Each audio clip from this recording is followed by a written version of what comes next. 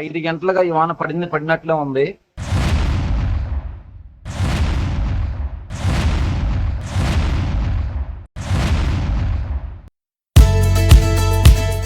Hi guys, welcome back to my channel. This is Shiva, Vijayawada అబ్బాయి.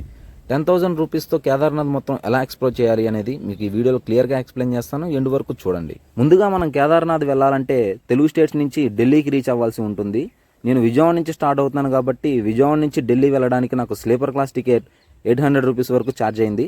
If in case మీరు third ఏసీలో journey చేయాలనుకుంటే కనుక 1800 నుంచి 2000 వరకు ఛార్జ్ అవుతుంది. First of all Kedarnath trip అనేది రెయినీ సీజన్లో అవాయిడ్ చేయడం బెటర్ ఆప్షన్ అని నా సజెషన్. ఎందుకంటే అక్కడ ఎలాంటి అట్మాస్ఫియర్ చేంజెస్ ఉంటాయో ఎవరు ఊహించలేరనమాట. యాక్చువల్గా లాస్ట్ మంత్ అంటే జూలైలో లాస్ట్ వీక్లో 2 days దర్శనం అనేది టెంపరీగా క్లోజ్ చేశారు. రీజన్ ఏంటంటే వర్షాలు బాగా పడడం వల్ల గట్టిగా ల్యాండ్ స్లైడింగ్స్ అయితే జరిగాయి. సో ఆ రూట్ని క్లియర్ చేయడం కోసం 2 days అయితే టైం తీసుకున్నారు. అందుకే రెయినీ సీజన్లో ట్రిప్ ప్లాన్ చేసుకోవడం కష్టం అని చెప్తున్నాను. నాకు తెలిసి బెస్ట్ ఆప్షన్ ఏంటంటే ఏప్రిల్, మే, జూన్ ఫస్ట్ వీక్లో అయితే కనుక ఈజీగా మీరు ట్రిప్ అనేది కంప్లీట్ చేసుకోవచ్చు. ఢిల్లీకి రీచ్ అయిన తర్వాత ఢిల్లీ నుంచి హరిద్వార్ వరకు వెళ్ళడానికి బస్సెస్ ట్రైన్స్ అవైలబుల్గా ఉంటాయి. మనకు బస్కి వచ్చేసరికి 500 నుంచి 600 వరకు టికెట్ కాస్ట్ ఉంటుంది. ఇఫ్ ఇంకేస్ ట్రైన్లో అయితే కనుక స్లీపర్ క్లాస్కి 150 నుంచి 200 వరకు కాస్ట్ ఉంటుంది. హరిద్వార్ నుంచి కేదార్నాథ్ వెళ్ళడానికి సోన్ప్రయాగ్ అయితే రీచ్ అవ్వాల్సి ఉంటుంది. హరిద్వార్ నుంచి సోన్ప్రయాగ్కి మనకి బస్సెస్ అయితే అవైలబుల్గా ఉంటాయి. బస్ టికెట్ వచ్చేసరికి పర్ పర్సన్కి 550 రూపీస్ ఛార్జ్ చేస్తున్నారు. సీతాపూర్ పార్కింగ్ ఏరియా వరకు తీసుకువెళ్ళి అక్కడ డ్రాప్ చేస్తారు. ఫైనల్గా మేము ఢిల్లీ అయితే రీచ్ అయ్యేసరికి ఈవినింగ్ 8 అయింది. మేము ఖాళీగా ఉండి ఏం చేస్తాంలే అని ఒకసారి ఇండియా గేట్ విజిట్ చేయడానికి అని చెప్పి బయటకు వచ్చాము. అయితే ఇండియా గేట్ టైమింగ్స్ 9కే క్లోజ్ అని చెప్పి తెలిసి అవుట్ సైడ్ నుంచే విజిట్ చేసి మళ్ళీ రిటర్న్ రైల్వే స్టేషన్కి వెళ్ళిపోయాము. రైల్వే స్టేషన్లో మాకు నైట్ 2 o'clockకి హరిద్వార్కి ట్రైన్ ఉంది. హరిద్వార్కి 2 o'clock ట్రైన్ ఎక్కి మార్నింగ్ 8 కల్లా దిగేసాము. ఢిల్లీ నుంచి హరిద్వార్కి అయితే ప్రజెంట్ రీచ్ అయ్యాము. ఇప్పుడు టైం వచ్చేసరికి 8 అయింది. ఇక్కడ నుంచి మనం సోన్ప్రయాగ్ వరకు ఎటువంటి బస్సులు ఉంటాయి ఒకసారి కనుక్కొని బస్సుల ద్వారా మనం ప్రయాణం స్టార్ట్ చేయాలి.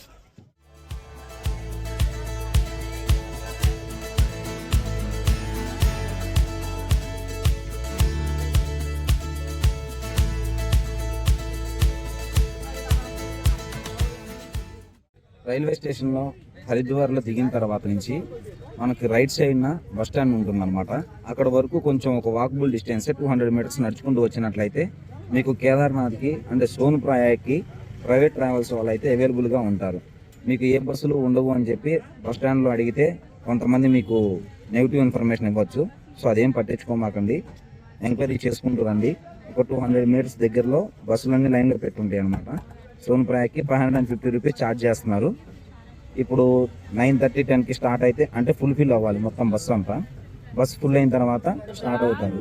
మినిమం 1 to 2 hours వరకు పట్టొచ్చు ఫుల్ అవ్వడానికి. ఇక్కడ నుంచి స్టార్ట్ అయితే కనుక ఈవినింగ్ 8 లోపు మ్యాక్సిమం తీసుకెళ్తామని చెప్పేసి నేను అంటున్నారు.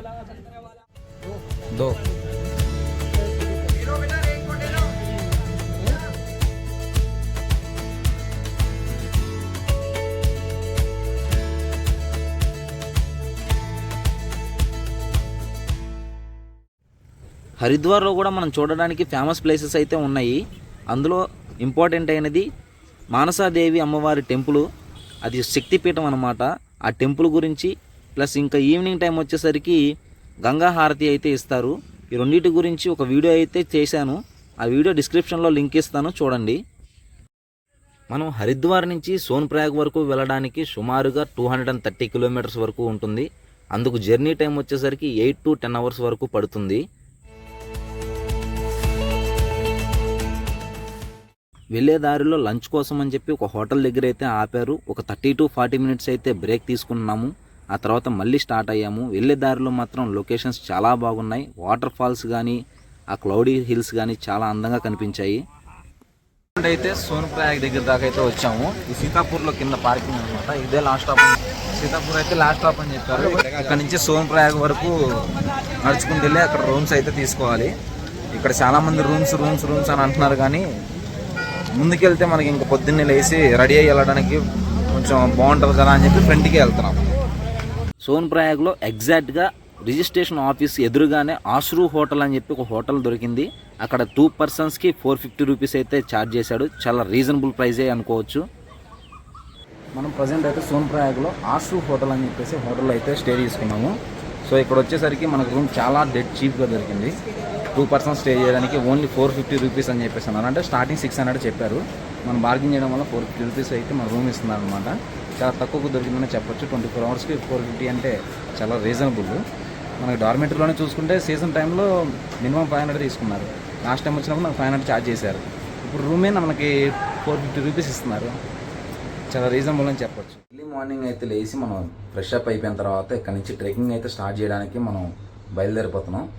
సో లైట్గా ఏదైనా బయట టిఫిన్ చేసేసిన తర్వాత మన లగేజ్ ఏదైతే ఉంటుందో హెవీ లగేజ్ దాని వరకు ఏదైనా క్లాక్ రూమ్లో పెట్టేసుకొని హ్యాండ్కి బ్యాక్ సైడ్ తగిలించుకునేటట్టుగా ఒక చిన్న బ్యాగ్ అయితే క్యారీ చేయండి. అంటే మీకు లిమిటెడ్గా ఏదన్నా అక్కడికి వెళ్ళిన తర్వాత ఉన్న అవసరమైన వస్తువుల కోసం ఛార్జర్స్ అలాంటివి, రెయిన్ కోట్ అలాంటివి ఏమన్నా క్యారీ చేయడానికి ఆ చిన్న బ్యాగ్లో పెట్టుకొని వెళ్ళండి.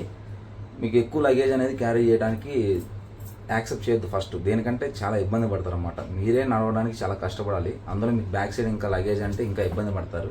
సో మీకు కావాల్సినంత వరకు లిమిటెడ్గా తీసుకొని ఎక్కువ ఏవైతే ఇంపార్టెంటో పర్సు కొంచెం అలాంటివి తీసుకొని స్టార్ట్ చేసేయండి. స్టార్ట్ చేసినప్పుడు ఇక్కడ వెరిఫికేషన్ అయితే చేస్తున్నారు. చూసారు కదా బ్యాక్ సైడ్ ఇక్కడ వెరిఫికేషన్ అయితే చేసినట్లయితే స్కాన్ చేసి ఇక్కడ నుంచి వెళ్ళమని చెప్పేసి చూపిస్తున్నారు. అంత ఇంపార్టెంట్ ఏం కాదు, జస్ట్ ఫార్మాలిటీగా చెకప్ చేస్తున్నారు అంతే. మీరు ఆన్లైన్లో రిజిస్ట్రేషన్ కోసం ఆన్లైన్ చార్ధామ్ యాత్ర ఉత్తరాఖండ్ టూరిస్ట్ కేర్ అని ఉంటుంది. అందులో ఆన్లైన్లో రిజిస్ట్రేషన్ చేసుకోవచ్చు. రూమ్స్ దగ్గర నుంచి వెరిఫికేషన్ అయిపోయిన తర్వాత 1 కిలోమీటర్ అయితే నడుచుకుంటూ వెళ్తే అక్కడికి మనకి గౌరీకుండ వెళ్ళడానికి అయితే క్యాబ్స్ అవైలబుల్గా ఉంటాయి.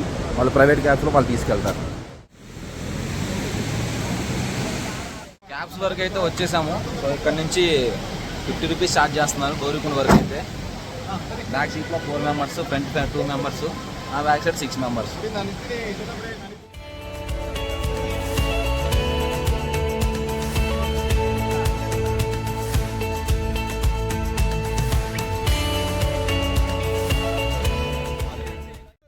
ప్రజెంట్ మీరు ఇక్కడ చూస్తున్న రోడ్డు ఏదైతే ఉందో అది 2 డేస్ బ్లాక్ అయిపోయింది. ల్యాండ్ స్లైడ్ అవడం వల్ల ఆ 2 డేస్ దాన్ని క్లియర్ చేయడానికి టైం పట్టింది. పైన టెంపరీగా దేవుడి దర్శనం అయితే క్లోజ్ చేశారు. ఈ రూట్ని క్లియర్ చేయడం కోసం 2 రోజులు పట్టిందంటే ఎంతవరకు ల్యాండ్ స్లైడ్ అయిందో మీరు అర్థం చేసుకోవచ్చు. అందుకే రెయినీ సీజన్లో ప్లాన్ చేసుకోవడం చాలా కష్టం అని చెప్తున్నాను.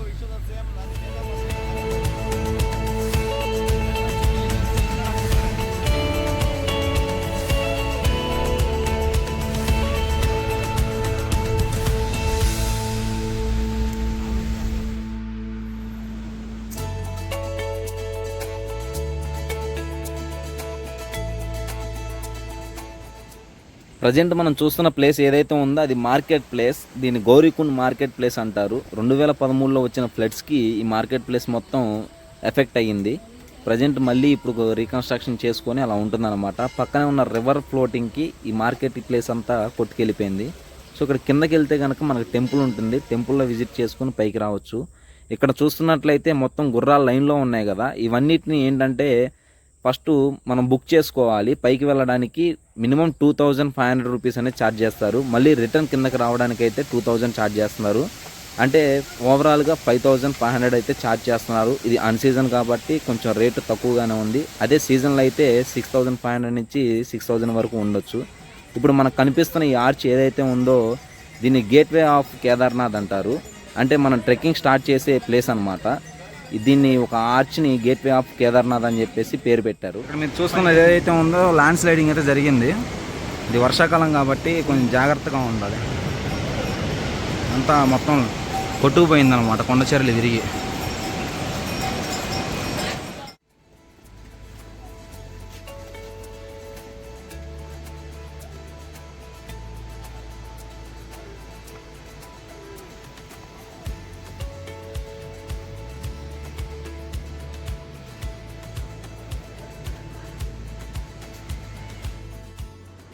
ఇక్కడ నుంచి మీరు వెళ్ళే దారంతా వాటర్ ఫాల్సే కనిపిస్తూ ఉంటాయి. కనీసం ఒక 100 లోపు వాటర్ ఫాల్స్ అయితే చూడొచ్చు.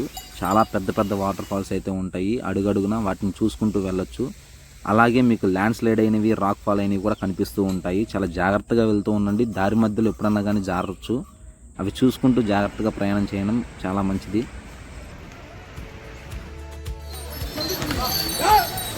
ఇప్పటి వరకు ల్యాండ్ స్లైడింగ్ జరిగిందని ఆపేశారు, మళ్ళీ స్టార్ట్ చేశారు.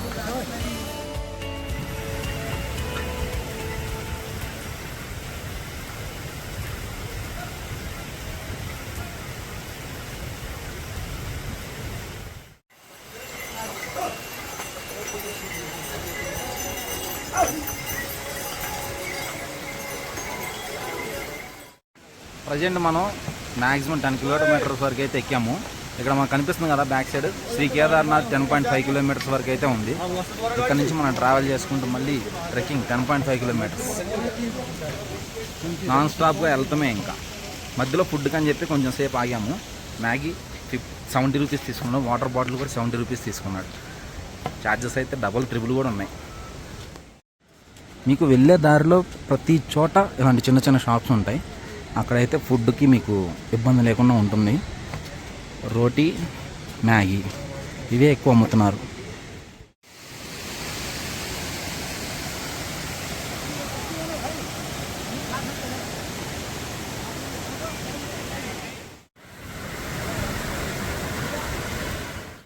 మనం చూసుకున్నట్లయితే ఇక్కడ 2 దారులు కనిపిస్తాయి. ఒకటి పైన ఒక బ్రిడ్జి ఉంది కదా, ఆ బ్రిడ్జి అని ఈ బ్రిడ్జి. ఇప్పుడు గుర్రాల మీద వెళ్ళే వారికి ఈ బ్రిడ్జిలో వెళ్ళడానికి అవకాశం ఉంటుంది. మామూలు నడకదారిని వెళ్ళే వారికి మాత్రం ఆ పై బ్రిడ్జికి వెళ్ళవచ్చు.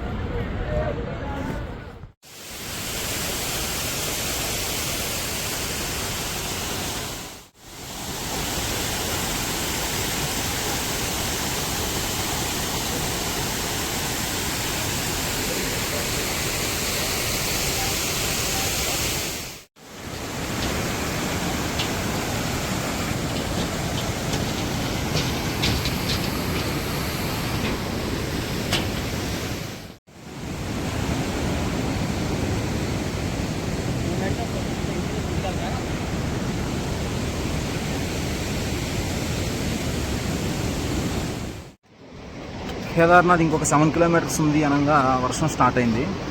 ఇంకా రెయిన్ కోట్స్ వేసుకొని అలా ఎక్కుతున్నాం. వర్షంలో ట్రెక్కింగ్ చేయాలంటే చాలా ఇబ్బంది.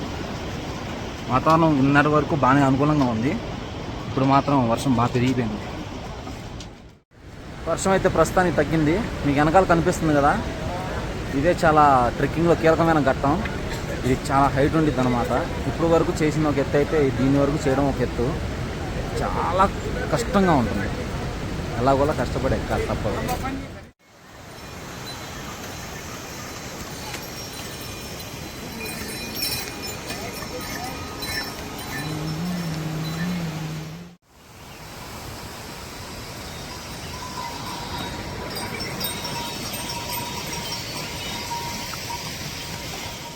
ప్రజెంట్ టైం అయితే 8:45 అయింది. చాలా ఇబ్బంది పడ్డాం ట్రెక్కింగ్ చేసేటప్పుడు, ఎందుకంటే బాగా వర్షం పడింది. దానివల్ల మేము ఎక్కడానికి ట్రై చేసాం కానీ రిస్క్ అనిపించి చాలా బ్రేక్ తీసుకున్నాము. మీరు వర్షాకాలం ఇక్కడికి రావడానికి మ్యాక్సిమం అవాయిడ్ చేయండి. లేదంటే కనుక మీరు వచ్చేటట్టయితే వాతావరణ పరిస్థితి ఎలా ఉందో చూసుకొని ఇక్కడికి రావడానికి ట్రై చేయండి. ఎందుకంటే ఈ వర్షం పడుతున్నప్పుడు ట్రెక్కింగ్ చేయడం అనేది నరకంగా అనిపించింది. లిటరల్లీ లైఫ్ ఏమైపోద్దన్నంత స్టేజ్లోకి వెళ్ళిపోతారనమాట. ఒక పక్క వర్షం పడుతున్నప్పుడు వాటర్ ఫ్లో అవుతుంది, ల్యాండ్ స్లైడ్స్ అవుతున్నాయి. దానివల్ల మీకు ఏంటంటే లైఫ్ థ్రెట్ అవుతుంది, మీ ఎంతో ఇబ్బంది పడతారు. దాని గురించి అని చెప్పేసి వర్షాకాలం అనేది మీరు అవాయిడ్ చేస్తే బెటర్ అని నా ఆలోచన. ఇఫ్ ఇన్ కేస్ రావాలి తప్పదు అనుకుంటే ఇక్కడికి వచ్చిన తర్వాత గౌరీకుండ నుంచి హార్స్ ఏదన్నా మీరు తీసుకుంటే బెటర్ అని నా ఆలోచన.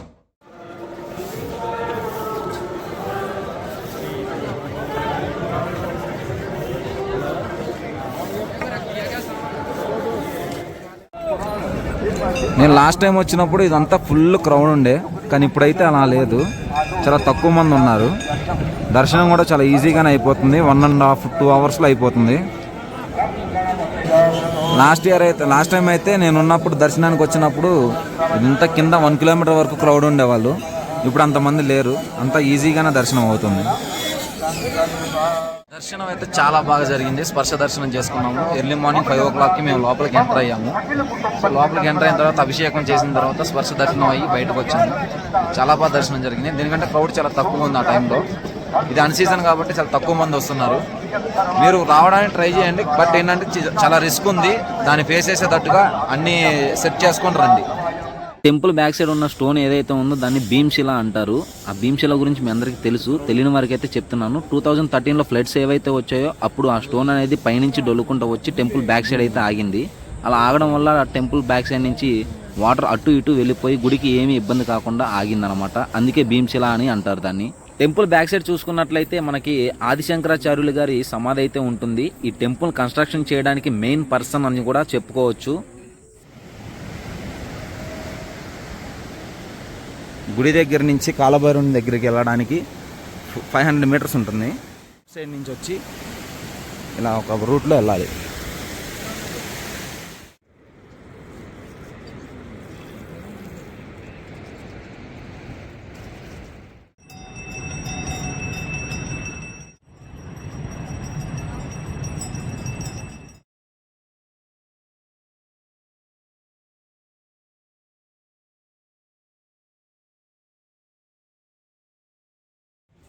దర్శనం అయిపోయిన వెంటనే కిందకైతే స్టార్ట్ అయిపోయాము.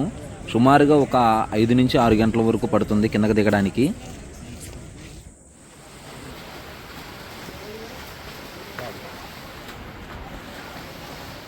గత 5 గంటలుగా ఈ వాన పడినట్లే ఉంది. కొద్ది నుంచి తగ్గట్లేదు.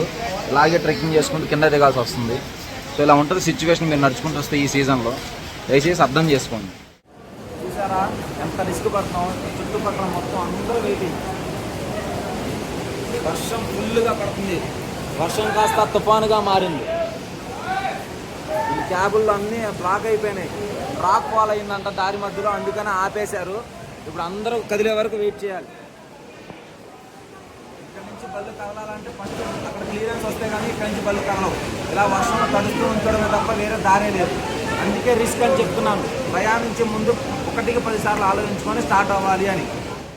నైట్ వెదర్ రిపోర్ట్ చూసుకున్నట్లయితే 10:30 నుంచి మార్నింగ్ 4:30 వరకు వర్షం అయితే తగ్గే ఛాన్సే లేదంట.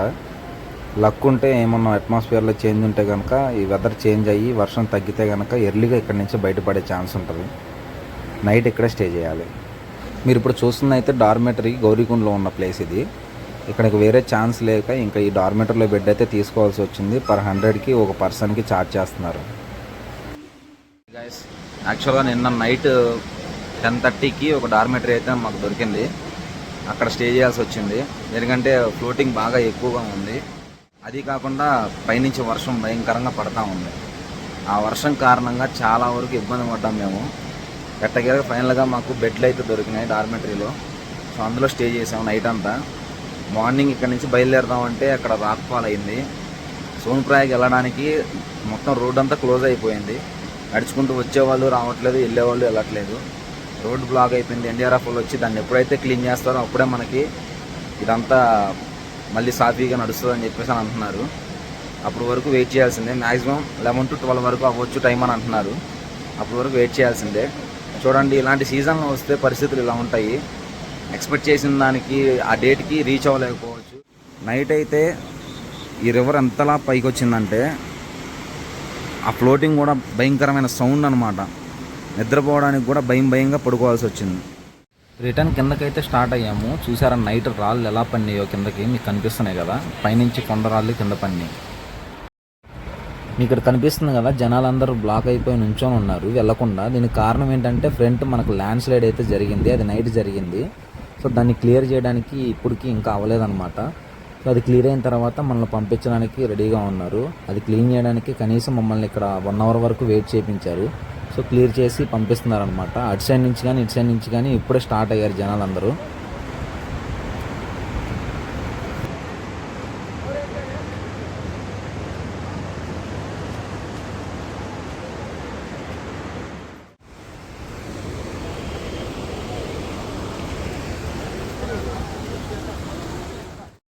ఫైనల్గా సీతాపూర్ వరకు అయితే రీచ్ అయ్యాము. సీతాపూర్లో ఎటువంటి బస్సెస్ అయితే అవైలబుల్గా లేవు. దీనికంటే ఎర్లీ మార్నింగ్ వెళ్ళిపోయారంట. సో అందుకని మేము ప్రైవేట్గా ఒక క్యాబ్ అయితే 3 మెంబర్స్కి షేర్ చేసుకొని మాట్లాడుకొని ఇంకా రిటర్న్ అయిపోయాం. ఓవరాల్గా మన ట్రిప్ అనేది 10,000లో ఎలా కంప్లీట్ అయింది అనేది మీకు క్లియర్గా ఎక్స్ప్లెయిన్ చేస్తాను చూడండి. విజయవాడ నుంచి ఢిల్లీకి అప్ అండ్ డౌన్ టికెట్స్ వచ్చేసరికి మనకి 1500 రూపీస్ అయితే ఛార్జ్ అయింది. ఢిల్లీ నుంచి హరిద్వార్కి up and down tickets 500 rupees అయింది. హరిద్వార్ నుంచి సోన్ప్రయాగ్కి bus tickets up and down 1100 rupees అయింది. సోన్ప్రయాగ్ నుంచి గౌరీకుండ్కి up and down cab charge 100 rupees charge చేశారు. సోన్ప్రయాగ్లో రూమ్ ఛార్జ్ 450 రూపీస్. కేదార్నాథ్లో రూమ్ ఛార్జ్ వచ్చేసరికి 800 రూపీస్. ఓవరాల్గా వీక్లీ ఫుడ్ ఛార్జ్ వచ్చేసరికి మనకి 3000 వరకు అయ్యింది. అదర్ ఎక్స్పెన్సెస్ కింద నేను ఒక 3000 అయితే యాడ్ చేసుకుంటున్నాను. అంటే ఓవరాల్గా బడ్జెట్ 10,000లో అయితే ట్రిప్ కంప్లీట్ అయిపోతుంది. అది అన్సీజన్ కాబట్టి మనకి 10,000లో కంప్లీట్ అవుతుంది. సీజన్లో వస్తే కనుక మీకు రూమ్ ఛార్జెస్ అనేది డబుల్ ఉంటాయి. అందుకని ఒక 2000 అయితే ఎక్స్పెన్సివ్ ఎక్కువ అవుతుంది. సీజన్లో మీకు రేట్లు ఎక్కువ ఉంటాయి కాబట్టి మీకు 12,000 వరకు ఛార్జ్ అవుతుంది. ఈ వీడియో మీకు నచ్చినట్లయితే కనుక లైక్ చేయండి, మీ ఫ్రెండ్స్కి షేర్ చేయండి. నా ఛానల్ని కొత్తగా చూస్తున్న వాళ్ళైతే సబ్స్క్రైబ్ చేసుకోండి. మరిన్ని ఇన్ఫర్మేటివ్ అండ్ ఎంటర్టైన్మెంట్ వీడియోస్ కోసం బెల్ ఐకాన్ మీద క్లిక్ చేయండి. Thanks for all watching. Thank you.